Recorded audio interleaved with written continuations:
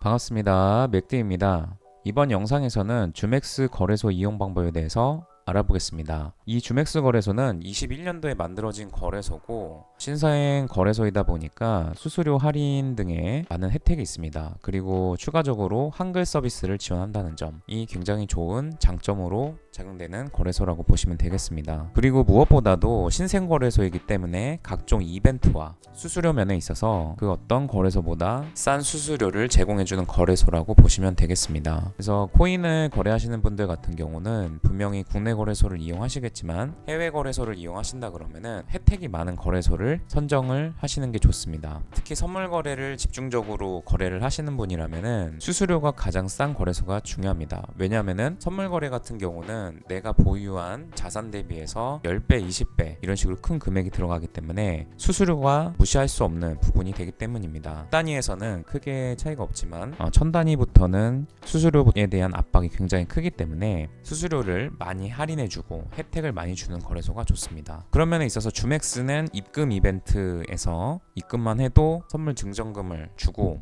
또 선물 대회 그리고 수수료가 가장 싼 거래소이기 때문에 한번 사용을 해보시면 좋을 것 같습니다. 그리고 제 레퍼럴 코드로 가입하셨을 때 수수료를 30% 할인된 가격으로 할인을 받으실 수가 있기 때문에 영상 하단에 있는 레퍼럴 코드로 가입을 해주시면 감사드리겠습니다. 그러면은 회원가입하는 부분부터 시작을 해보겠습니다.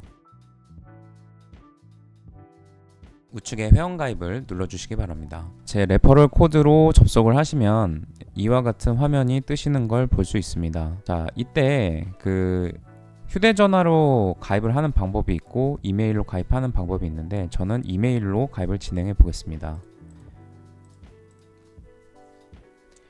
자, 그 다음에 보안 슬라이드, 그 다음에 인증 코드를 입력해 주시면 되는데 자, 제가 방금 전에 입력한 이메일로 접속을 해 보겠습니다. 인증 메일이 왔습니다.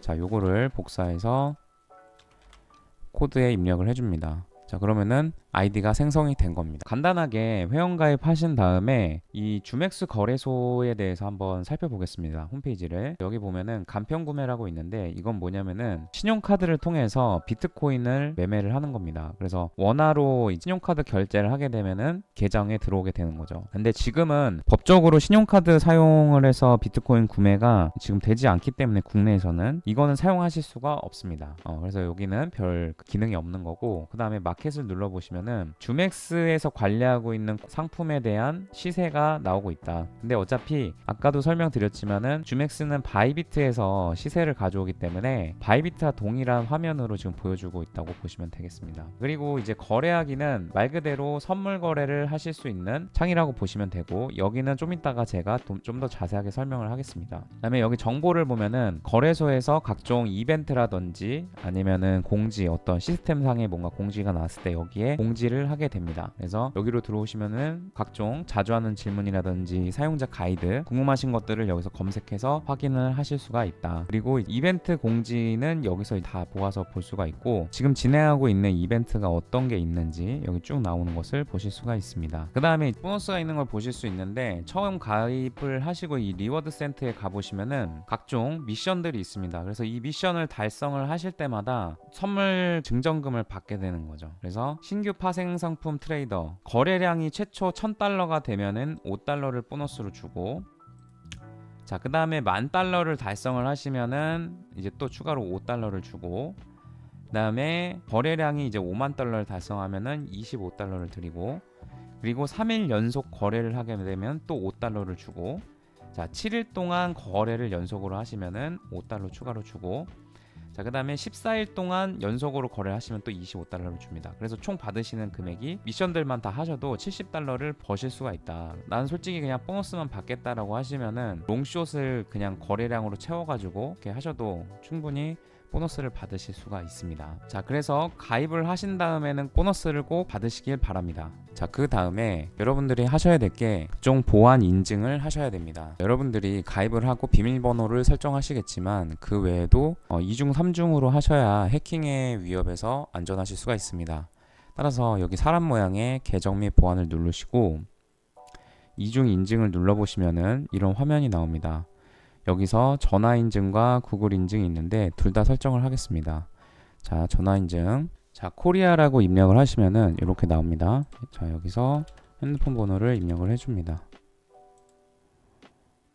이메일에 들어가 보면은 이런 식으로 인증 코드가 나온 걸 볼 수 있습니다. 입력해주고 확인을 누릅니다. 등록했던 핸드폰 번호가 이렇게 뜨는 게 볼 수가 있고, 여기에 인증번호 발송을 누르시면은 핸드폰으로 문자가 오는 걸 보실 수가 있습니다. 자, 핸드폰으로 온 문자를 여기다가 입력을 해주시면 됩니다. 자, 확인. 이중 인증에 전화 인증이 되신 거를 볼 수가 있습니다. 자, 그 다음에 이 핸드폰만 하시면 안 되고 구글 인증도 하셔야 됩니다. 왜냐하면 OTP를 설정하지 않았을 때 해킹에 당할 위험이 굉장히 크기 때문에 구글 이중 인증이라고 있죠. 이게 OTP 설정입니다. 그래서 설정을 누르시고 인증번호 발송을 누르시면은 이렇게 보안 슬라이드 나오죠. 자, 이거 맞추시고 다시 이메일로 들어가 보겠습니다. 자, 이메일이 와 있는 걸 볼 수가 있습니다. 복사해서 여기다가 입력을 해줍니다. 자, 그 다음에 폰에 보면은 플레이스토어에 들어가서 구글 OTP라고 쳐보시면 됩니다. 자, 그러면은 구글 OTP라고 어플이 있는데 그거를 설치해 주시고 어플을 실행해 보시면은 화면에 플러스 버튼이 있을 겁니다. 플러스 버튼을 눌러주시고 QR코드 스캔을 눌러주신 다음에 핸드폰 카메라가 실행되는 걸 보실 수 있을 겁니다. 그거를 PC 화면에다가 QR코드에 갖다 대면은 OTP 번호가 형성되는 걸 보실 수 있습니다. 그 번호를 여기다 입력해 주시면 됩니다. 자, 확인됐고, 자, 여기서 이메일 로그인을 다시 해야 되는데 가입하셨던 이메일과 비밀번호를 눌러주시면 됩니다.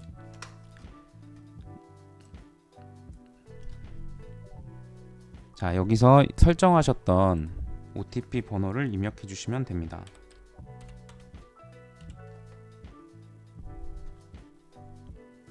자, 그 다음에 계정 및 보안에 들어가 보시면은 지금 이중 인증, 자, 설정이 되어 있는 걸 보실 수가 있습니다.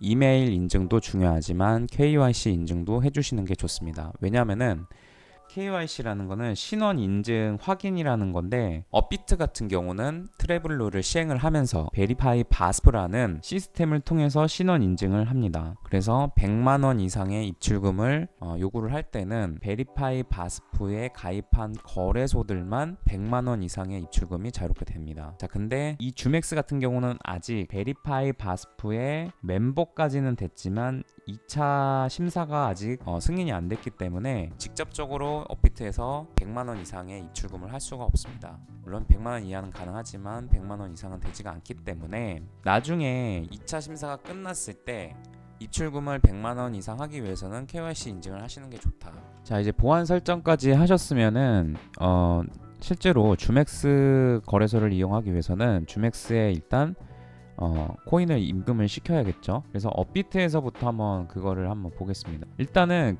주맥스 거래소에 입금을 하기 위해서는 원화로는 주맥스에 입금을 할 수 없습니다. 일단은 코인을 사서 보내야 되기 때문에 업비트에서 리플을 저는 지금 74개 정도 가지고 있는데 요거를 주맥스로 한번 보내보겠습니다. 그리고 제가 리플을 이제 이용하는 이유는 비트코인이나 이더리움은 출금 수수료가 굉장히 비싸기 때문에 보통 리플 를 많이 이용을 합니다. 원래 트론이 더 싸긴 하지만 일단은 주맥스는 트론을 지원하지 않기 때문에 리플을 이용해서 한번 출금을 해보겠습니다. 자, 리플을 선택을 하시면은 여기에 출금 신청이 있죠. 자, 요걸 누르시고 최대로 하고 확인을 누릅니다. 그 다음에 받는 사람 주소, 일단은 주맥스에 보내는 거니까 주맥스에 내 계좌 입금 계좌번호를 입력을 해야겠죠. 그래서 자산에 들어가 보시면은 리플이 있습니다. 리플. 자, 리플을 입금을 받는 거죠. 주맥스 입장에서는 입금을 누르시고 XRP 누르신 다음에 주소 확인하기, 이렇게 하시면은 주맥스 리플 주소가 나와 있는 것을 볼 수 있습니다. 자, 이거를 카피를 누르신 다음에 틀을 가서 받는 사람 주소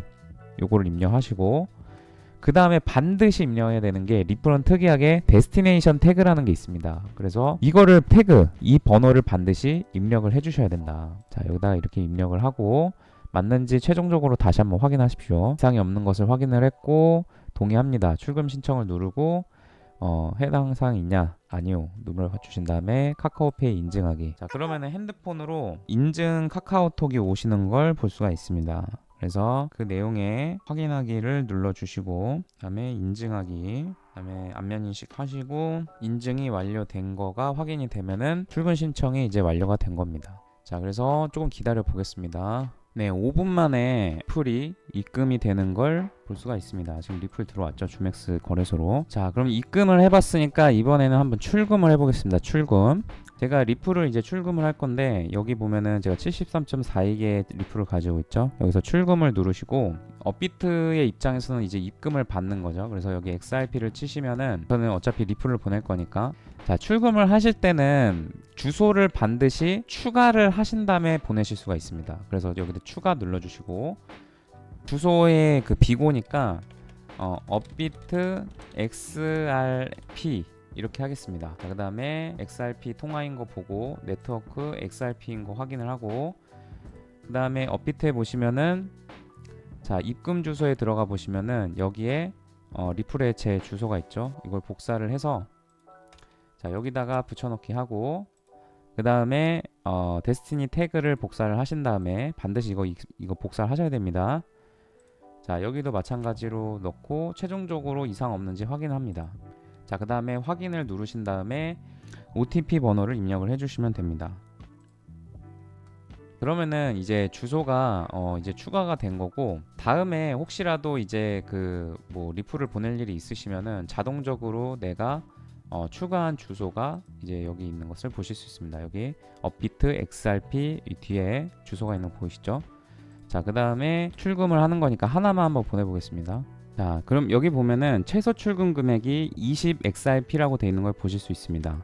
그래서 여기에 20개를 최소로 입력을 해주셔야, 여기서 꼭 확인을 하십시오. 몇 개가 최소. 인증번호 받기를 누르시고 보안 슬라이스를 넘기면은 내가 주맥스를 가입한 이메일에 보안번호가 옵니다. 자, 그래서 나온 거를 이메일에 보안 주소를 입력을 해주시고, 그 다음에 주맥스 OTP를 핸드폰에서 보시고 확인을 누르시면은 출금이 되는 것을 볼 수가 있습니다. 이렇게 해서 이제 출금을 하시면 됩니다. 자, 그리고 이제 입출금의 내역을 보시고 싶으면은 여기 거래 내역에 보시면은, 자, 여기 출금 있죠. 그래서 출금을 내가 뭘 했는지 여기서 보실 수가 있고, 입금은 어떤 걸 했는지 여기 다 나오게 되니까 이제 보시면 됩니다. 여기서. 자, 이렇게 해서 그 주맥스 거래소에서 입출금하는 법을 배워봤습니다. 그래서 일단은 입금까지 됐다 그러면은 이제 투자를 하면 되니까. 자, 주맥스 거래소 같은 경우는 현물을 지원해주고 있지는 않습니다. 아직까지. 그래서 현물 거래는 하실 수가 없고 오로지 선물 거래만 하실 수가 있는데, 여기에 거래하기에 보면은 둘 다 선물 거래인데, 첫 번째는 인버스 무기한 계약이 있고 두 번째는 USDT 무기한 계약이 있습니다. 이거를 좀 뜻을 보면은, 인버스 무기한 계약이라는 거는 코인을 가지고 증거금을 활용해서 하는 거래입니다. 그러니까 한마디로 내가 리플을 가지고 있다면 리플을 거래해서 수량을 늘릴 수 있는 거를 인버스 무기한 계약이라고 합니다. 그리고 여기 보면은 테더라고 있죠. USDT 요거를 이제 저희들이 테더라고 하는데, 테더라는 거는 뭐냐면은 스테이블 코인이라고 해서 1달러당 1테더에 패깅이 되게끔 돼 있어서 달러를 추종하는 코인입니다. 자, 1USDT 즉 1테더는 1달러의 가치를 가지게 됩니다. 나는 차익 거래만 하고 싶다, 테더로. 그러면은 USDT로 거래를 하시면 됩니다. 인버스 계약 같은 경우는 눌러보시면은, 자, 여기 보면은 인버스 무기한 계약 있죠. 여기서는 4종목밖에 지금 지원을 해주고 있지 않습니다. 입금도 4가지 종목만 하고 있기 때문에. 그래서 내가 주맥스 거래소에 리플을 입금을 해서 거래를 하겠다라고 하시면은, 내가 리플을 보유하고 있으면은 이 리플로 거래를 하실 수가 있습니다. 반대로 이제 USDT 무기한 계약을 눌러보면은 종목들이 인버스보다 훨씬 많은 것을 볼 수가 있습니다.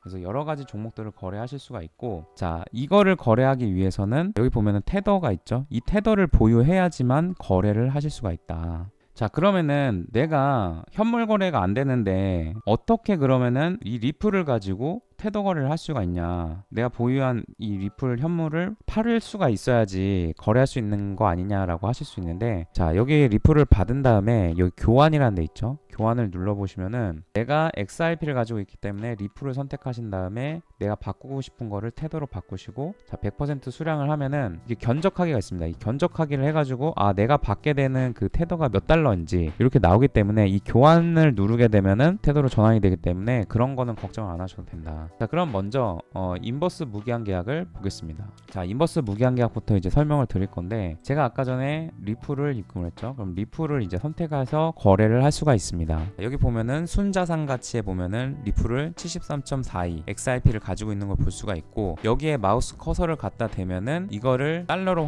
환산했을 때 몇 달러가 되는지가 나오고 있습니다. 리플 73.42개는 달러로 환산했을 때 54.01 달러가 되는 겁니다. 그래서 이 화면을 좀 설명을 드리면은, 자 여기는 종목을 선택할 수 있는 검색기라고 보시면 되고, 종목 검색기, 여기는 이 코인의 가격이 나와 있습니다. 0.7358 달러가 되는 거죠. 그 다음에 여기 시장 평균가가 있고 지수 가격이 있는데, 이 시장 평균가라는 게 뭐냐면은 코인은 일물일가의 원칙을 지키는 게 아니라 각 거래소마다 같은 코인일지라도 가격이 모두 틀립니다. 왜냐면은 어떤 중앙거래소에서 이거를 가격을 통제하는 게 아니기 때문에 각 거래소마다 리플의 가격이 틀리다. 한국에 있는 거래소뿐만이 아니라 한국 내에서 있는 거래소 코빗, 업비트, 코인원 이 세 가지의 거래소에서도 모두 틀립니다. 마찬가지로 해외 거래소에서도 뭐 바이낸스, 바이비트, 주맥스 이런 여러 가지 거래소가 있지만 모두 가격이 틀리다. 자 근데 이 시장 평균가라는 거는 여러 가지 그 중에서도 거래소들의 평균을 내서 보여주는 가격이라고 보시면 됩니다. 그래서 0.7360이지만 여기는 7361이죠. 조금 가격이 틀리다. 왜냐하면은 거래소의 가격이 모두 틀리기 때문에. 그러면 이 지수 가격은 뭐냐면은, 이거는 단순하게 평균을 한 거고, 거래소마다 평균한 거고, 이 지수 가격은 각 거래소마다 중요한 거래소가 있겠죠. 거래량이 많으면 많을수록 전체 시장에서 가격에 미치는 영향이 커질 겁니다. 거래소마다 가중치를 둡니다. 예를 들어서 바이낸스는 가중치를 많이 주고, 바이비트는 조금 그거보다 덜 주고, 또 뭐 OKEX는 조금 더 덜 주고, 이런 식으로 해서 거래량이 많고 시장에 영향력이 큰 거래소에 가중치를 둬서 지수화를 시킨 거죠. 시장 평균가를 지수화시켜서 신빙성을 좀 더 높인 거라고 보시면 되겠습니다. 그냥 이 정도로 이해만 하시면 되고, 그 다음에 여기 보면은 펀딩 및 카운트다운이라고 있습니다. 그래서 이 펀딩이라는 게 뭐냐면은 펀딩 피라고도 하는데, 펀딩 피는 뭐냐면은 선물이 있고 현물이 있죠. 근데 현물 가격과 선물 가격이 차이가 날 수가 있습니다. 예를 들어서 투기 세력들이 와서 롱으로 갈 확률이 높다 그러면은 선물로 매수 포지션을 거대하게 포지션을 잡게 되면 현물보다 선물이 비싸지게 되죠. 과도하게 비싸지게 되면은 풀이, 예를 들어서 풀과 선물의 가격이 너무 격차가 벌어지게 되면은 이게 리플이 아니라 다른 상품으로 돼버릴 수가 있다는 거죠. 이를 보호해 주고자, 이런 괴리를 줄여주고자 이런 펀딩 피라는 게 존재를 합니다. 예를 들어서 매수 포지션에 너무 그 포지션이 몰려 있다라고 하면은 펀딩 피가 양수를 띠게 되고, 이 양수를 띠게 되었을 때 이 카운트다운이 도래가 되면은 매수 포지션을 보유한 사람들이 매도 포지션을 보유한 사람들에게 펀딩 피의 비율만큼 수수료를 내야 됩니다. 예를 들어서 펀딩 피가 카운트다운이 돼서 0.008인 상태로 카운트다운이 끝나버리면은 $10,000 곱하기 0.008을 한 그 수수료만큼을 매도 포지션을 보유한 사람들에게 주는 거죠. 그래서 이러한 펀딩 피에 따라서 현물과 선물과의 괴리를 줄여주는 역할을 하게 된다라고 보시면 됩니다. 펀딩의 비율이 굉장히 좀 작을 수가 있죠. 근데 이게 $10,000 혹은 $100,000 단위로 올라가게 되면은 8시간마다 내가 이 수수료를 내야 되기 때문에 굉장히 부담되는 수수료가 됩니다. 그래서 포지션을 보유한 사람들이 이 포지션을 계속 유지했다가는 내가 수수료를 너무 많이 낸다라고 생각을 하기 때문에 그 포지션을 청산하게끔 해서 현물과 선물의 괴리를 줄여주는 거죠. 반대로 이 펀딩 비율이 음수를 뜨고 있다면은 매도 포지션을 보유한 사람들이 8시간마다 카운트다운이 끝나게 되면은 롱 포지션을 보유한 사람들에게 펀딩 피를 주게 되는 거죠. 거래소마다 펀딩 피를 내는 시간이 다른데, 주맥스 같은 경우는 08시, 16시, 24시 이렇게 3번을 내게 됩니다. 자, 그리고 이거는 24시간 동안 변동된 변폭을 의미를 하는 거고, 24시간 동안 최고가와 최저가, 그리고 거래량이 얼마나 됐는지 달러로 표기를 해줍니다. 자, 우측에는 이제 호가창이 이렇게 있는데, 이 위쪽에 있는 거를 보시면은 여기는 가격이 현재가, 자 지금 여기 735인데 여기 지금 가격이 735 있죠. 이 주맥스 거래에서 보여주는 리플의 가격을 의미를 하는 거고, 0.7359는 지금 여기 보이는 지수의 가격입니다. 그래서 지수 가격이다, 이거는. 이렇게 보시면 되고, 이 윗가격, 현재 시장의 가격보다 비싼 가격은 이렇게 위로 올라와서 보이겠죠. 그 다음에 수량은 이 해당 가격대에 얼마만큼의 리플이 수량이 들어가 있는지를 보여주고, 이거는 그 달러로 환산했을 때에 얼마다라는 거를 보실 수가 있습니다. 그리고 마찬가지로 반대로 가격이 내려갈수록 이렇게 가격이 나와 있고, 수량과 달러로 환산했을 때 가격이 이렇게 나오게 된다 보시면 되고, 여기 최근 거래가 있는데 이건 뭐냐면은 지금 체결되고 있는 수량을 보여주는 겁니다. 실제로 체결되는 수량이 어떻게 되고 있는지. 어쨌든지 간에 이 주맥스의 호가창은 바이비트의 호가창을 가져오고 있기 때문에 바이비트와 동일한 체결 수량과 그런 것들을 보여주고 있다라고 보시면 되겠습니다. 그리고 이제 이 위에 보면은 단위를 조정을 해주는 건데, 밑으로 내려갈수록 큰 단위로 올라가면서 수량을 체크를 하실 수가 있다, 이렇게 보시면 됩니다. 여기 보면은 자산이 있는데, 순자산 가치는 뭐냐면은 이 선물 계정에 내가 보유하고 있는 자산의 가치가 이제 나오게 되는 거고, 사용 가능 잔액은 내가 주문을 추가로 얼마나 넣을 수 있는지가 나오게 됩니다. 손익이 변동이 되면 내가 가지고 있는 순자산 가치도 변동이 될 것이고, 이 밑에 있는 것은 내가 실제로 주문을 할 수 있는 수량이라고 보시면 되겠습니다.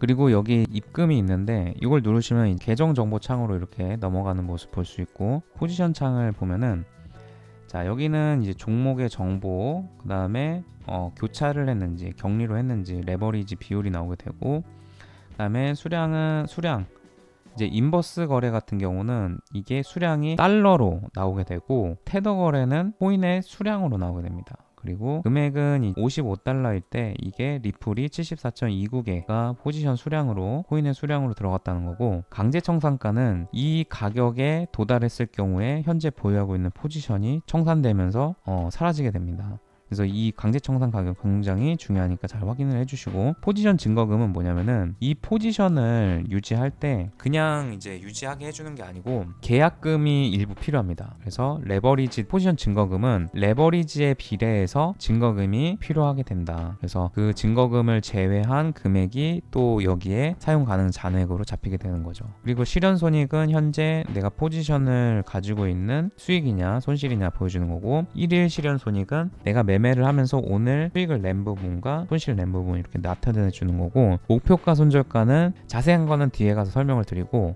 자, 이 추적 손절매는 뭐냐면은 이제 따라가면서 익절을 하겠다 이겁니다.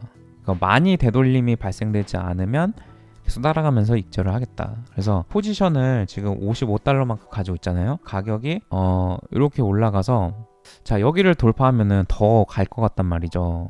이 가격대를 넘어서 버리면 0.7432, 여기부터 되돌림이 내려가는 걸 되돌림이라고 합니다. 잠깐 일시적인 그 내려가는 거 0.01 이상 안 내려가면은 나는 계속 이렇게 따라가고 싶은 거죠, 익절을. 그러다가 이렇게 막 쭉 따라가다가 얘가 이렇게 0.1만큼 이 깊이가 0.01만큼 이상의 더 큰 되돌림이 발생이 됐다라고 하면은 익절을 하게 되는 자동 익절 기능이라고 보시면 됩니다. 이걸 적용한다 하면은 이걸 누르시고 추적 손절매를 누르신 다음에 발동가를 입력을 하세요. 0.7432. 자, 이 가격대부터 나는 발동을 시켜서 되돌림, 반락이랑 똑같은 의미입니다. 자, 0.01만큼 되돌림이 발생되지 않는다면 포지션을 유지해라 이 뜻인 거죠. 이렇게 했을 때 가격이 여기까지 올라가면 그때부터 0.01만큼 되돌림이 발생되지 않으면은 계속 따라갑니다. 그러다가 0.01만큼 이렇게 반락이 생기면 익절해 버린다. 그거는 여기 조건부 주문에 들어가 보면은 똥가와 되돌림의 폭 대비해서 얼마만큼 내려갔을 때 이제 익절을 하게 된다라는 게 나오게 됩니다. 수익이 나고 있는 상황이라면은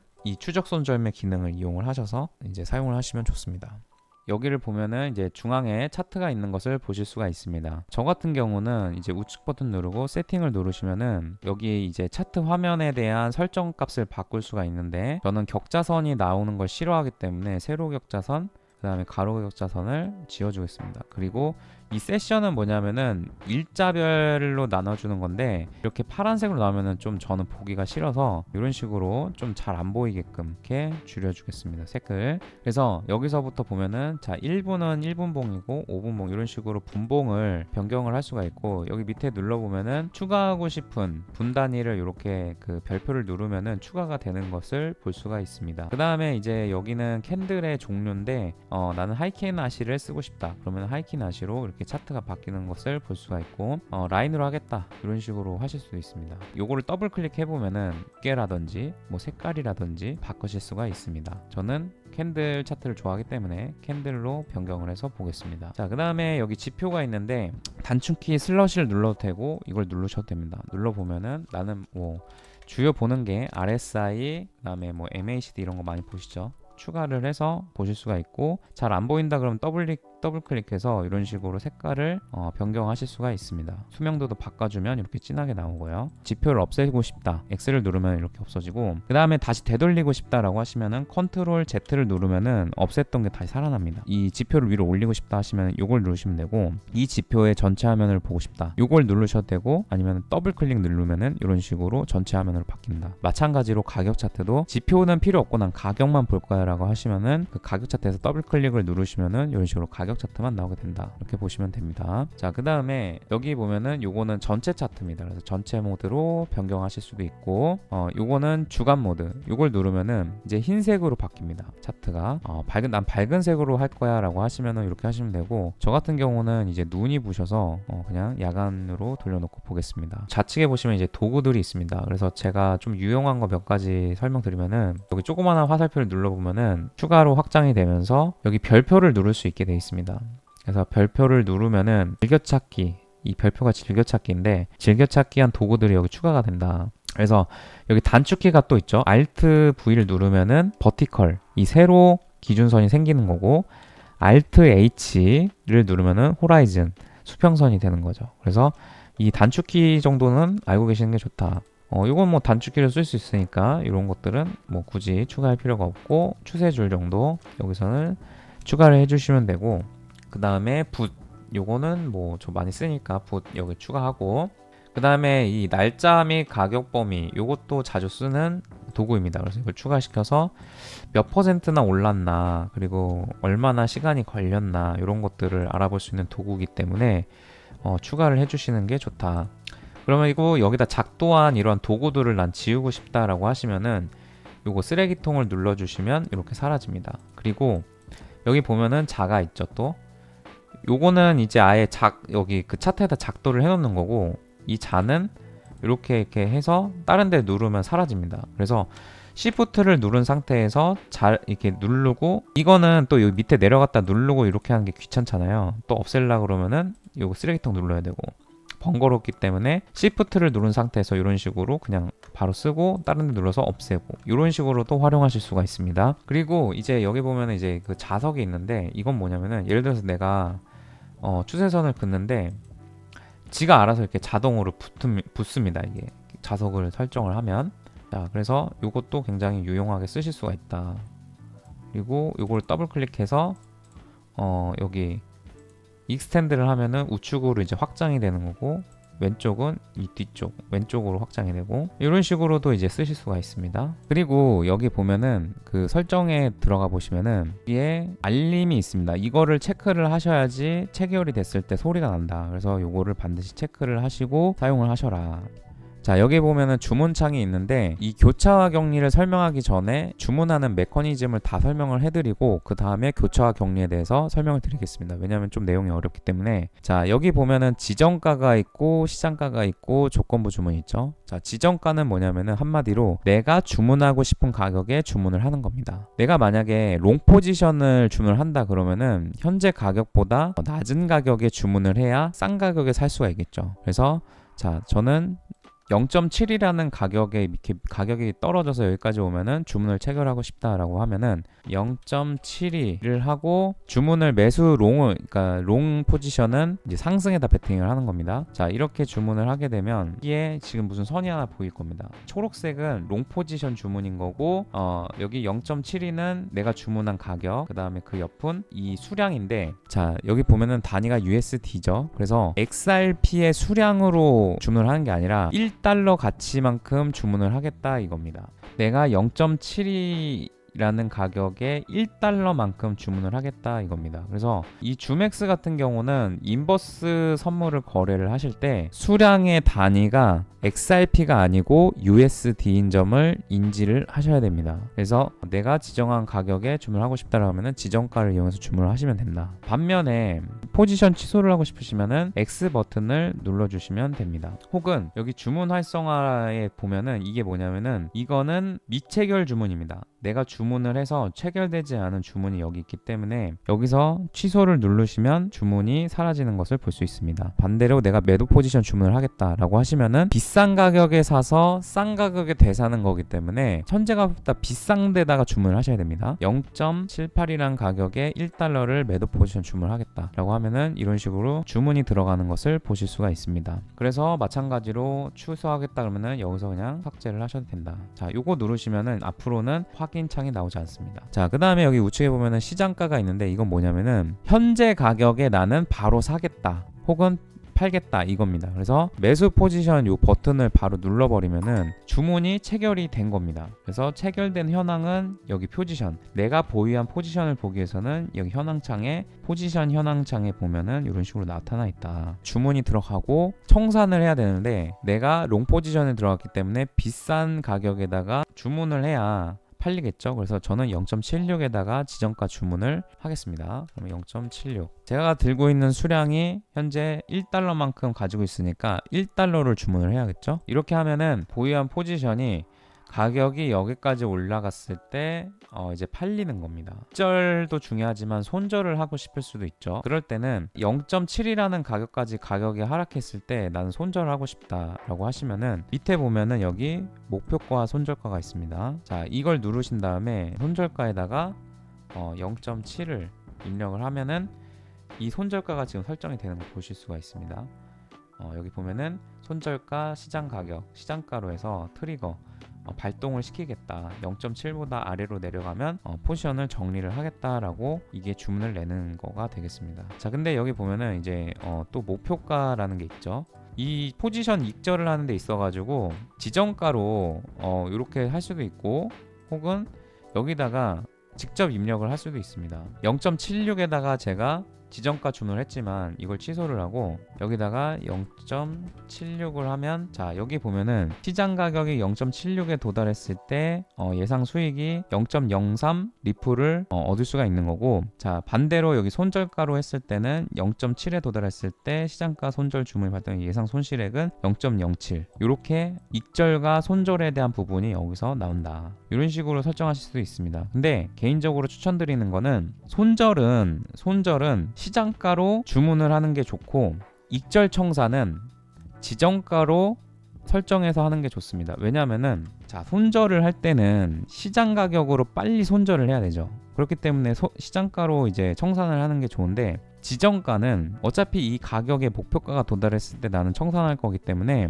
자, 이 목표가로 트리거로 해서 시장가로 청산하는 것보다는 0.76 입력을 해서 이렇게 하는 게 좋습니다. 왜냐하면 수수료가 주맥스 같은 경우는 지정가는 레퍼럴을 적용 안 했을 경우에는 0.02, 그 다음에 레퍼럴 적용 안 하고 시장가는 0.06이라는 거죠. 30% 레퍼럴을 적용받으면 지정가는 0.014%, 그 다음에 시장가는 0.042%. 이렇게 되기 때문에, 자, 지정가를 했을 때 훨씬 싸죠. 레퍼럴을 적용 안 했을 때는 0.04%가 더 싸고 레퍼럴을 적용했을 때는 0.028이 더 싸기 때문에 웬만하면 거래를 하실 때 시장가 거래를 하지 마시고 지정가 거래를 하시는 게 좋습니다. 그렇게 해서 주문하시면 되고, 취소할 때는 X 버튼을 누르면은 설정했던 미체결 주문들이 다 이제 사라집니다. 그리고 내가 보유한 포지션을 청산할 때는 그거를 X 버튼을 누르면은 시장가로 바로 청산이 돼 버립니다. 그렇게 하는 방법이 하나 있고, 또 하나는 여기 보면은 청산에 지정가가 있는데 마찬가지로 내가 설정한 가격대에서 이제 청산이 되는 겁니다. 근데 여기 그 시장가를 눌러버리면은 자, 바로 시장가로 체결이 되면서 포지션이 청산되는 걸 볼 수가 있습니다. 또 반대로 자, 포지션이 지금 매수 포지션으로 있을 때 그냥 요거 X 버튼을 누르시면은, 자, 이거 누르면 다음에 안 물어봅니다. 바로 청산되는 것을 보실 수가 있습니다. 자, 그리고 여기 보면은 버튼이 하나 있죠. 이거는 뭐냐면은 스위칭이라고 하는데, 내가 매수 포지션을 들고 있지만 바로 그냥 매도 포지션으로 전환시키고 싶다라고 하시면은 이 버튼을 눌러서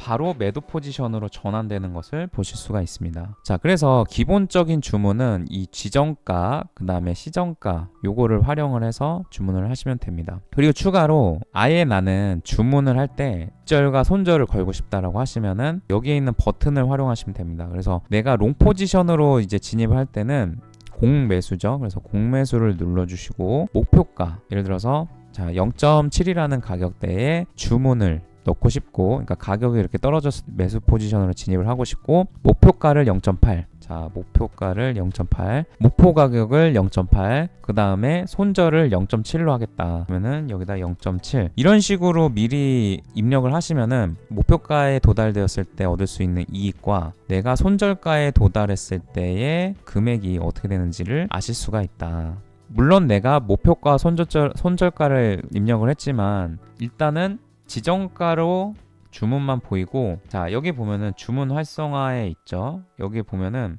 미체결 주문이라고 했죠. 이게 주문 활성화가 미체결 주문의 목표가 손절가가 이렇게 설정이 되어 있는 게 보이실 겁니다. 그래서 여기에 이제 체결이 되면 목표가와 손절가가 나타나게 됩니다. 자, 시장가도 마찬가지로 여기 보면은 목표가 손절가 있는 거 보실 수가 있습니다.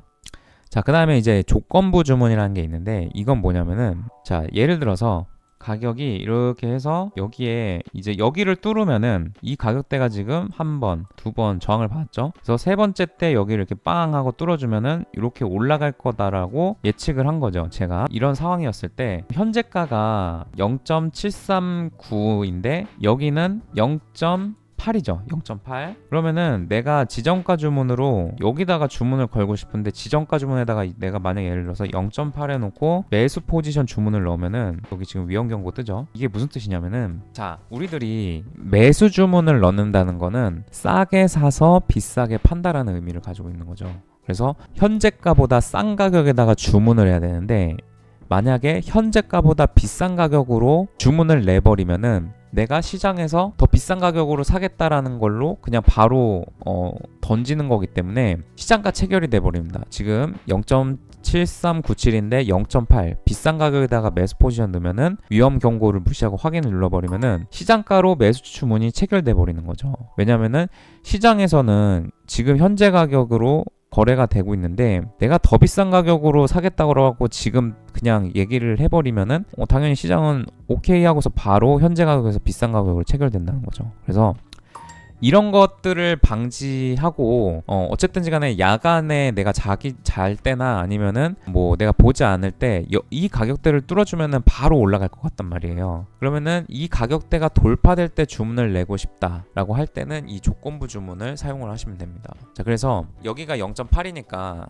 자 발동 가격에 0.8을 입력을 하시고, 이 가격대가 도달되었을 때 주문을 내겠다, 예약 주문인 거죠. 예약 주문. 조건부 주문. 그래서 이렇게 하면은 주문이 들어가죠. 이 가격이 올라서 여기까지 0.8까지 여기까지 올라오면은 그때 시장가로 바로 체결이 되는 겁니다. 그래서 예약 주문이다 라고 생각하시면 될 것 같아요. 예약 주문. 그 다음에 여기 보면은 지정가라고 있죠. 이거는 뭐냐면은 시장가는 말 그대로 0.8에 딱 도달되었을 때 바로 시장가로 예약 주문이 팍 바로 주문이 들어가면서 체결이 매수 포지션을 체결이 됩니다. 자, 근데 그때 그 시장가로 체결이 되기 때문에 보통 이런 저항 자리에서는 급등이 나올 확률이 높죠. 급등이 나오면은 비싼 가격에 사기 때문에 단가가 안 좋다는 얘기예요. 그걸 방지하기 위해서 0.8이라는 가격에 도달되면은 바로 체결하는 게 아니고 0.8에 도달되면 그때 발동이 되면서 나는 좀 되돌림이 생겼을 때 살 거야 라고 하면은 0.79라는 가격까지 내려오면 난 살 거야 라고 했을 때 이렇게 주문을 넣게 되면 어떻게 되냐면은 가격이 올라와서 이제 발동이 되는 겁니다. 0.8에서 가격 올랐으니까 0.8에 되면은 그때 0.79라는 가격대에 지정가 주문이 들어갑니다. 이 급등 나왔을 때 사는 게 아니고 이렇게 조금 되돌림이 나왔을 때 0.79가 도달되면 그때 지정가 주문이 체결되면서 포지션이 생기는 거죠. 그래서 이 조건부 주문을 넣게 되면은 여기 조건부 주문 있죠. 그래서 이 조건부 주문이 현황이 여기 나오게 됩니다. 발동가가 0.8이다. 주문 가격, 지정가 주문 가격은 0.79다라는 게 이렇게 나와 있는 것을 보실 수가 있습니다. 취소는 이걸로 하시면 됩니다. 그래서 조건부 주문까지 이제 알아봤고 좀 더 구체적으로 들어가서 여기 보면 포스트 온리가 있고 리듀스 온리가 있습니다. 포스트 온리의 기능은 뭐냐면은 한마디로 무조건 나는 지정가 주문만 할 거야 라는 뜻입니다. 제가 비교를 하기 위해서 일반 지정가 주문과 포스트 온리를 비교하기 위해서 먼저 지정가 주문만 해보겠습니다. 현재 가격보다 싼 가격 0.7이라는 가격에 제가 예를 들어서 지정가 주문을 들어갔어요. 그러면은 이 주문이 미체결 주문이 여기 지금 있는 걸 보실 수 있습니다. 근데 자, 이거를 수정하기 위해서는 이렇게 그냥 이런 식으로 차트에서 옮겨주시면은 수정이 됩니다. 예를 들어서 0.7이라는 가격대에서 이렇게 기다리고 있었는데 얘가 안 오고 올라가려는 거예요. 그래서 나는 빠르게 주문을 체결해야겠다라고 하고서 이런 식으로 옮기겠죠, 수정을. 자, 이런 식으로 옮기다가 내 의도는 시장가 주문을 하는 건 아니고 이렇게 밑에서 기다리고 싶었단 말이에요. 근데 이렇게 움직거리다가 가격이 움직이면서 이 가까이 갔을 때 현재가보다 위쪽에다가 딱 놓게 되면은 바로 체결되게끔 이런 식으로 메시지가 나온다는 거죠. 혹은 예를 들어서 갑자기 스파크가 빵 하면서 이렇게 나왔다가 바로 위로 팍 튀면은 내가 설령 지정가 주문으로 이제 걸어놨지만 시장가로 체결되는 가능성도 있습니다. 왜냐면은 너무 빠른 가격으로 순간적인 가격이 스파크가 나기 때문에 그랬을 때는 시장가 체결이 될 수 있는 가능성이 있다. 자, 근데 내가 포스트 온리 기능을 체크를 하고 주문을 넣으면은 이렇게 막 옮기다가 가격이 움직이면서 현재가보다 비싼 가격에다가 이렇게 딱 했단 말이에요. 그러면은 확인을 딱 누르면은 주문이 원래는 체결돼야 되죠. 왜냐면 내가 현재가보다 비싼 가격에다가 수정을 했기 때문에. 근데 체결이 되지 않고 취소가 돼버립니다. 그러니까 나는 오로지 지정가가 됐을 때만 주문을 할 거고 시장가가 될 수 있는 상황이 발생됐을 때는 주문을 취소하겠다. 코인 거래 같은 경우는 지정가 거래를 할 경우에 더 싸기 때문에 수수료가 지정가 거래만 하는 게 좋잖아요. 시장가에 체결될 수 있는 가능성을 원천 차단하는 기능이라고 보시면 됩니다. 보통은 지정가 주문할 때는 포스트 온리를 이거를 체크를 하고 거래를 하시는 게 좋다. 근데 나는 무조건 체결이 돼야 돼. 나는 취소 안 되고 이 가격대 오면 무조건 체결돼야 돼 라고 하면은 포스트 온리 기능을 끄고 주문을 하는 게 좋겠죠. 근데 저 같은 경우는 그냥 기본적으로 켜놓고 주문을 합니다. 자, 그 다음에 여기 보면은 리듀스 온리라는 거는 기본적으로 청산 주문인데 사이즈를 수량을 줄이는 데 사용하는 기능입니다 라고 되어 있습니다. 그래서 내가 현재 풀을 이제 $10만큼을 보유를 하고 있습니다. 포지션을. 근데 가격이 0.77이라는 가격대에 도달했을 때 저는 $를 익절을 해야겠죠. 왜냐면은 내가 보유한 게 $10니까. 그러면은 주문을 할 때 0.77을 입력을 한 다음에 $10를 입력해서 이렇게 하는 게 일반적인 청산 주문일 겁니다. 근데 제가 잘못해서 $100를 매도 주문을 이렇게 했단 말이죠. $만큼만 주문을 했어야 되는데 실수를 해서 $100를 입력을 해서 매도 주문을 이렇게 한 거예요. 그러고서 이제 익절 걸었으니까 이제 자러 가야겠다라고 생각을 하고 자리를 비웠어요. 자, 근데 만약에 가격이 올라가서 여기까지 딱 올라가면 어떻게 되느냐? 내가 보유한 거는 10개밖에 없는데 매도 주문을 100개를 했기 때문에 여기에 도달되는 순간 10개는 청산이 되고 매도 포지션으로 넣은 주문이 더 많기 때문에 90개가 매도 포지션으로 포지션을 보유하게 된다는 거죠. 그래서 나의 의도는 10개를 가지고 있으니까 10개를 팔고 싶었는데 매도 주문을 100개로 실수를 넣어버렸기 때문에 매도 포지션으로 보유를 하게 되는 상황이 되는 거죠. 그러면 가격이 이렇게 막 올라가면은 여기까지 올라갔다. 그러면은 제가 자고 일어났을 때 딱 보면은 매도 포지션 90개가 여기까지 올라가 있는 상태가 되기 때문에 손실인 상황으로 되어 있다는 거죠. 그러면은 그게 잘못된 거잖아요. 내 의도와는 다른 부분으로 된 거니까. 만약에 이러한 상황에 방지해주는 역할이 리듀스 온리인데 만약에 리듀스 온리를 이제 선택을 하고 0.77이라는 가격대에 제가 10개를 해야 되지만 실수로 100개를 해서 매도 숏을 누르면 어떻게 되느냐. 자, 10개만 주문이 됩니다. 왜냐면은 리듀스 온리가 포지션 수량을 줄이는데 사용하는 기능입니다. 이기 때문에 포지션 사이즈를 줄이는데 사용하는 기능이기 때문에 그렇기 때문에 내가 100개를 주문했어도 내가 보유한 숫자만큼만 주문이 들어가게 되는 거죠.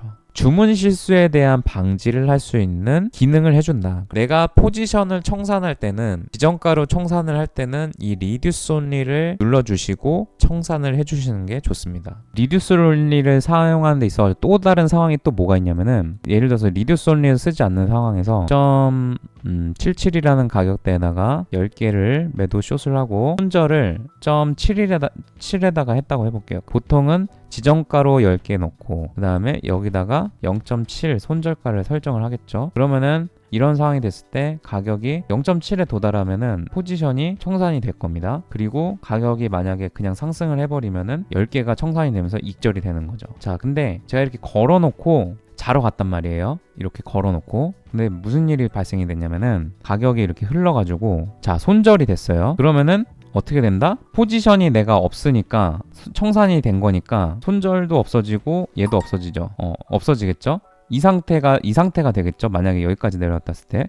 근데 얘가 갑자기 급등이 생겨가지고 자, 여기까지 올라갔다. 그럼 어떻게 된다? 나는 이 매도 포지션의 주문을 익절하고 싶어서 걸어놓은 거지 매도 포지션으로 들어가려고 지금 주문을 건 게 아니잖아요. 그러면은 이런 급등 사태가 났을 때 의도와는 다르게 매도 포지션으로 진입할 수도 있는 상황이 생긴다. 그래서 가격이 막 이렇게 올라가 버리면은 나는 의도와는 다르게 손실을 입을 수도 있다는 거죠. 무슨 소리인지 이해되시나요? 그거를 방지하기 위해서 이제 이 리듀스 온리를 이제 또 쓰는 겁니다. 예를 들어서 아까와 같은 상황인데 제가 지금 매수 포지션으로 $10만큼의 리플을 들고 있습니다. 0.7이 되면은 손절 주문을 저는 이미 걸은 거고 가격이 내려오면 여기 손절 의도는 0.8이 됐을 때 포지션을 청산하는 게 목표입니다. 근데 이때 리듀스 온리라는 기능을 이제 활성화시키고 매도 주문을 이렇게 넣으면은 뭐가 틀리냐면은 예를 들어서 내가 이 가격이 이렇게 내려가게 되잖아요. 그러면은 손절이 되겠죠. 손절이 돼버리면은 내가 리듀스 온리 기능을 활성화시켜서 지정가로 걸어놨던 이 매도 주문이 취소가 됩니다. 왜냐하면은 내가 보유한 포지션이 없기 때문에 포지션을 더 줄일 수가 없잖아요. 그래서 지정가 주문을 냈던 주문이 취소되면서 가격이 설령 여기까지 올라간다 하더라도 체결된 주문이 없어지는 거죠. 그래서 제가 여기서 만약에 주문을 지금 내가 보유한 포지션을 청산해버리면 이 주문도 사라집니다. 보이시죠? 그래서 내가 그 지정가 주문을 통해서 모든 포지션을 청산하고자 하는 어떤 의도를 가지고 있다면 리듀스 온리를 체크를 하시고 지정가 주문을 하시는 게 좋습니다. 여러모로 내가 주문할 때도 설령 수량을 잘못 입력을 할지라도 보호를 해줄 수가 있기 때문에 실수 주문을 수량을 잘못 입력하는 거를 보호해 줄 수 있기 때문에 리듀스 온리를 사용한다. 그래서 다시 정리하면은 리듀스 온리 기능은 첫 번째 수량 오입력에 대한 부분을 보정해 줄 수가 있다. 자, 두 번째는 예약 청산 주문을 했을 때 예약 익절 청산 주문을 하려고 할 때 의도와 다른 청산을 막아줄 수 있는 기능이다. 굉장히 좋은 기능이기 때문에 이 기능을 활용해서 매매하시는 걸 추천을 드립니다. 자, 이렇게 해서 주문에 관련된 부분은 다 설명을 드린 것 같고, 자, 그러면 이제 교차와 격리에 대해서 한번 설명을 드려보겠습니다. 교차가 있고 격리가 있는데, 교차는 한마디로 뭐냐면은 이 우측에 보면은 순자산 가치라는 게 있습니다. 그래서 내가 보유한 자산의 가치가 여기 나와 있고, 교차는 내가 가지고 있는 이 모든 자산을 잃을 때까지 포지션을 유지하겠다라는 거고, 격리는 이 내가 가지고 있는 포지션의 모든 가치 중에서 일부만큼만 손절 금액으로 사용하겠다라는 뜻입니다. 그리고 여기 포지션 레버리지가 있는데 이 포지션 레버리지는 한 배부터 비트코인 같은 경우는 100배까지 되고 나머지 종목들은 이제 50배까지 가능한 걸로 알고 있는데, 그리고 테더 거래에서는 일부 그 알트 같은 경우는 25배 혹은 뭐 12배 이런 식으로 제공을 해주는 경우도 있습니다. 자, 그래서 예를 들어서 그러면은 교차부터 제가 설명을 드리겠습니다. 간단하게. 교차를 선택을 해서 레버리지 1배를 선택하게 되면 레버리지는 이 순자산 가치 대비 내가 주문할 수 있는 배수를 의미를 하는 겁니다. 그래서 1배를 하게 되면은 내가 가지고 있는 만큼만 주문할 수가 있고 50배를 하게 되면은 내가 가지고 있는 순자산 가치 대비 50배 주문이 가능하다. 자, 그래서 1배에다가 놓고 내가 100% 시장가로 해서 현재 가격으로 했을 때 100%를 주문을 하겠다라고 하면은 54달러만큼 주문이 되는 거죠. 왜냐면은 내가 보유한 달러의 그 가치가 이게 그 주문의 단위가 달러잖아요. 그러니까 내가 보유한 자산의 달러 가치가 54.23달러를 가지고 있기 때문에 54달러까지 주문이 되는 거죠. 자, 근데 내가 레버리지를 이제 10배로 이렇게 바꿔버리면은 100%로 제가 한번 땡겨 보겠습니다. 100%. 자, 100%로 풀로 주문을 한다 그러면은 내가 들고 있는 54.27 곱하기 10 하면은 한 540달러가 되겠죠. 근데 540달러 다 주문이 되는 게 아니고 535달러까지 주문이 가능합니다. 자, 왜 조금씩 줄어드는지는 조금 이따 설명드리겠습니다. 요거를 50배까지 늘려보겠습니다. 최대로. 자, 그러면은 내가 들고 있는 거 54.27달러지만 100% 풀로 주문을 내겠다라고 하면은 1557달러만큼 주문이 가능하다. 그러니까 54.26 곱하기 50 하면은 정확하게 하면은 뭐 조금 더 넘겠지만 그만큼은 정확하게 되진 않는다. 왜냐면은 10배로 해놓고 자, 제가 10배를 해서 들고 있는 자산의 가치가 54.29달러인데 100% 배를 하게 되면은 535달러만큼의 주문이 되는데 매수를 눌렀을 때 자, 체결이 됐죠. 포지션을 보유했을 때 여기 내용을 보면은 XRP 달러, 그러니까 인버스 리플 선물을 교차로 9.91배 주문을 넣었다라는 뜻이 되고 수량은 535달러만큼 내가 주문을 한 겁니다. 이거를 리플의 가치로 따졌을 때 수량이 723.36개가 주문이 들어간 게 된 거죠. 그 다음에 내가 강제 청산가가 있죠. 이건 뭐냐면은 예를 들어서 가격이 내가 롱 포지션으로 들어갔기 때문에 올라가야 할 수익인데 만약에 내려가서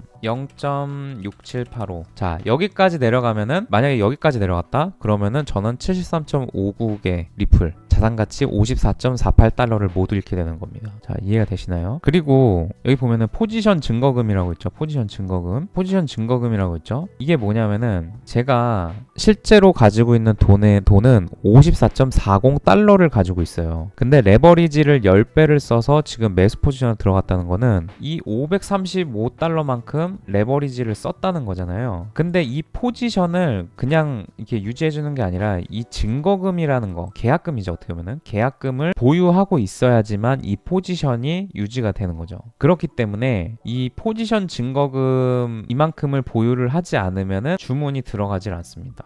따라서 내가 10배 레버리지를 사용을 한다고 했을 때 풀로 100%를 땡겨서 주문을 하려고 하면은 그 증거금도 고려를 해서 생각을 해야 된다. 자, 근데 이제 이러실 수가 있죠. 예를 들어서 내가 지금 포지션을 거의 10배로 지금 들어가 있는 상태에서 만약에 레버리지를 50배로 늘려버리면은 더 큰 사이즈로 포지션이 커지는 거 아니냐라고 그렇게 이해를 하시는 분도 있는데 그게 아닙니다. 예를 들어서 제가 교차를 50배로 바꿔버렸을 때는 여기서 교차일 때 바뀌는 건 뭐냐면은 포지션의 증거금이 줄어듭니다. 증거금이. 왜냐면은 내가 레버리지를 10배를 넣었을 때는 10배를 냈을 때는 내가 보유한 거에 10배만큼 주문을 할 수가 있는 거죠. 이거를 50배로 높여버리면은 내가 추가로 더 주문을 할 수가 있는 거죠. 왜냐면은 나는 내가 가진 거 55.43에서 곱하기 100을 하는 거니까. 그러면은 아까 전에는 10배 했을 때 풀로 땡겼을 때 535달러까지 주문이 됐지만 내가 50배로 올려놓고 100% 주문을 넣으려고 하면은 추가로 2000달러를 더 주문할 수가 있는 거죠. 왜냐하면은 55.20달러에서 자, 이거를 어떻게 하면 되냐면은 내가 가진 거는 54.95달러밖에 없지만 50배로 바꾸는 순간 약 한 2600달러까지 그럼 주문을 할 수가 있는 거잖아요. 근데 여기에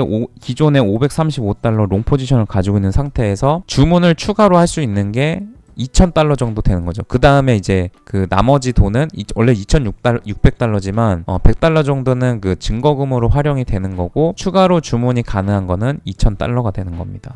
그래서 실질적으로 따져봤을 때는 강제청산가는 바뀌는 게 없는 거죠. 교차에서는. 왜냐하면은 이 돈 다 털릴 때까지 나는 포지션을 지금 535달러만큼 가지고 있는 거니까. 이 레버리지를 바꾼다고 해서 내가 가지고 있는 수량이 바뀌는 게 아니기 때문에 강제청산 가격이 바뀌는 게 아닙니다. 다만 포지션 증거금은 레버리지를 높이면은 줄어드는 거고, 레버리지를 낮추면은 증거금이 늘어나겠죠. 이해되시죠? 그래서 1배로 바꿔버리면은 증거금이 부족하다고 나옵니다. 왜냐면은 내가 보유한 자산 대비해서 들어가 있는 수량이 10배가 되기 때문에 1배로 내가 10배 레버리지 처음에 넣었던 것보다 작아지면은 주문이 안 들어가는 거죠. 이해되시나요? 좀 복잡할 수 있는데 그냥 내가 가지고 있는 거 다 털릴 때까지 보유하는 게 교차다라고 이해를 하시면 되고, 천천히 보시면은 이해가 되실 겁니다. 자, 교차에 대해서 설명드렸으니까 이제 격리에 대해서 설명을 드려보겠습니다. 격리는 포지션 증거금만큼만 잃는 제도다라고 보시면 됩니다. 아까 전에는 교차는 55.50달러가 다 잃을 때까지 그 매매를 하는 거지만, 격리는 포지션 증거금만큼만 잃는 거다. 격리 1배를 해놓고 100% 물량을 들어가게 되면 지금 55달러만큼 주문이 되는 걸 보실 수가 있습니다. 그리고 이제 제가 가진 것도 55.5달러니까 0.5달러는 증거금으로 사용하고 55달러가 주문이 되는 거겠죠. 그래서 주문을 해보겠습니다. 자, 체결이 됐고 격리 1배로 해서 55개의 수량이 지금 체결되어 있고, 자, 0.3724로 지금 강제청산가가 되어 있는 걸 볼 수가 있습니다. 굉장히 멀죠. 이 뜻은 뭐냐면은 제가 격리는 포지션 증거금만큼 잃는 걸라고 했죠. 그래서 55.07달러가 다 없어질 때까지 매매를 하는 겁니다. 그래서 가격이 여기까지 내려왔을 때 55.09달러를 잃게 된다, 이 뜻인 거죠. 제가 레버리지를 이제 10배로 늘리면은, 자, 뭐가 바뀌었냐면은 강제 청산 가격이 바뀌었습니다. 지금 다른 건 바뀐 게 없어요. 그냥 수량이 55개로 동일하고, 대신에 이제 강제 청산 가격이 0.6798로 바뀌었습니다. 0.6798. 굉장히 타이트하게 변했죠. 왜 그러냐면은 포지션 10배로 바꿨을 때 아까 증거금이 55.53달러였죠. 근데 10배로 바꿔버리면은 아까 55.53달러에서 10배니까 10으로 나눠주면은 5.53개만큼으로 내려갑니다. 아까도 설명드렸지만 격리는 포지션 증거금만큼만 잃는 겁니다. 그래서 가격이 반대로 이렇게 내려가서 여기에 도달되면 포지션이 청산되고 제가 잃는 돈은 55.53달러만큼만 잃게 되는 거죠. 나는 좀 더 이거를 늘리고 싶다, 강제 청산 가격을. 그러면은 증거금을 여기 보면은 XRP로 되어 있죠. 그래서 XRP를 늘려주시면 됩니다. 그래서 15로 늘려보겠습니다. 그러면은 XRP 15만큼만 나는 잃겠다라는 게 되고, 강제 청산 가격이 또 변했죠. 내가 잃는 수량을 더 추가했으니까 0.6220. 자, 제가 아까보다 증거금을 추가를 했죠. 그래서 에너지가 더 많이 생겼다, 이렇게 보시면 되는 겁니다. 에너지. 여기서 청산되는 게 아니고 포지션 증거금을 추가했기 때문에 여기까지 내려오면은 다 이제 청산이 되면서 55.51 가지고 있던 거에서 11달러 마이너스가 되는 거니까, 11달러 마이너스가 되는 거니까 한 41 정도 남게 되는 거죠, 제 계좌에. 그래서 트레이딩에 대한 전략이 기준이 명확하신 분들은 격리를 쓰셔도 상관이 없지만, 저도 격리를 쓰고 있고, 네, 포지션, 이 어떤 그 매매 전략에 대한 부분이, 특히 손절에 대한 부분이 명확하지 않으신 분들은 격리를 선택하시고 내가 잃는 돈을 정확하게 딱 정해놓는 게 좋습니다. 그래서 초보자들 혹은 매매 기준이 명확치 않으신 분들은 격리로 매매를 하셔라, 이렇게 보시면 됩니다. 다시 정리하면은, 교차는 순자산같이 내가 들고 있는 거 돈 다 잃을 때까지 포지션을 유지하는 거다. 격리는 그게 아니라 포지션 증거금을 설정한 만큼만 잃게 되는 거다, 이렇게 이해를 하시면 되겠습니다. 자, 그렇게 해서 이제 인버스 선물에 대해 설명드렸고, 자, 여기 보면은 이제 USDT 무기한 계약 있죠. 자, 요거랑 그 인버스랑 좀 다른 점이 있어가지고 설명을 드리겠습니다. 자, 제가 지금 코인을 들고 있는 게 아까 리플을 들고 있었죠. 그러면은 비트코인을 테더 거래를 하고 싶다. 그러면은, 자, 아까 전에 리플을 선택하시고 리플에서 테더로 전환하겠다. 그 다음에 난 다 바꿀 거야. 그 다음에 견적받기 하시고 교환을 누르시면 테더로 전환이 되면서 테더에 이제 더 추가로 생기게 되는 거죠. 테더 거래에서는 인버스 선물이랑 다른 거는 포지션 그 주문하는 방법과 수량이 좀 차이가 납니다. 그리고 몇몇 기능이 빠져 있는데, 자, 첫 번째로 이제 예를 들어서 내가 38,000이라는 가격대에 $1,000를 주문하고 싶다라고 하면은, 자, 38,000이라는 가격을 입력을 먼저 하고 이렇게 좀 옮겨보는 거예요. 이렇게. 그러면은 주문 가치, 이게 실제로 달러로 전환했을 때 내가 주문하는 가치가 어떻게 되느냐를 나타내 주는 겁니다. 이 수량이 지금 BTC로 나타나기 때문에 이걸로 게이지로 옮겨보면서 내가 얼마나 주문을 할 건지를 이렇게로 확인을 하셔야 된다는 거죠. 인버스랑은 수량이 다르다. 자, 예를 들어서 제가 롱 포지션으로 이렇게 포지션을 가지고 있다고 해보겠습니다. 인버스 거래 때는 이 포지션 오픈과 청산이 별도로 있지 않았기 때문에 그냥 매도 주문을 높은 가격에다가 $40,000라는 가격에다가 그냥 매도 주문을 여기다가 뭐 내가 보유한 수량 0.001개 이렇게 하면 됐죠. 자, 근데 주의해야 될 게 테더 거래에서는 이런 식으로 주문을 하면 안 됩니다. 이런 식으로 주문하시면 안 되고, 포지션을 나는 청산을 하고 싶다라고 하면은 익절 주문은 이 포지션 청산을 반드시 누르신 다음에 지정가 나는 $40,000, 그다음에 수량을 100%로 내가 보유한 수량이 0.001개를 포지션 보유하고 있으니까 0.001개 뭐 이렇게 수량을 100%로 맞추고 매도 청산 주문을 하셔야지만 포지션이 여기 왔을 때 청산이 됩니다. 이게 왜 그러냐면은 이 테더 거래에서는 롱과 숏을 동시에 보유할 수가 있습니다. 롱과 숏을. 그래서 제가 만약에 포지션 오픈을 해놓고 시장가로 0.001개를 숏으로 넣어버리면 롱 포지션과 같은 종목인데 롱 포지션과 숏 포지션을 동시에 보유하고 있다. 자, 이런 상황이 돼버리면은 안 되겠죠? 뭐 전략에 따라서는 이렇게 보유하실 수 있는데, 어쨌든 테더 거래에서는 롱과 숏을 동시에 보유할 수 있기 때문에 아까 같이 포지션 오픈에다 놓고 익절 주문을 걸어버리면은, 자, $40,000에 도달하게 되면은 포지션이 숏으로 진입이 된다는 거죠. 그래서 그렇게 하시면 안 되고 포지션 청산에 지정가로 주문을 $40,000 입력하시고 그렇게 하셔야 된다. 자, 그런 부분이 다르기 때문에 인지를 해주시면 되고, 네, 그래서 이렇게 해서 그 주맥스 사용 방법에 대해서 정말 자세하게 제가 하나하나 뜯어서 설명을 드렸는데, 분명히 거래소를 사용하시다 보면은 궁금하신 것들이나 이해가 안 되시는 것들이 있을 겁니다. 기능상에. 그런 것들은 댓글로 질문을 달아주시면 제가 성심성의껏 다 답변을 드릴 수 있도록 하겠습니다.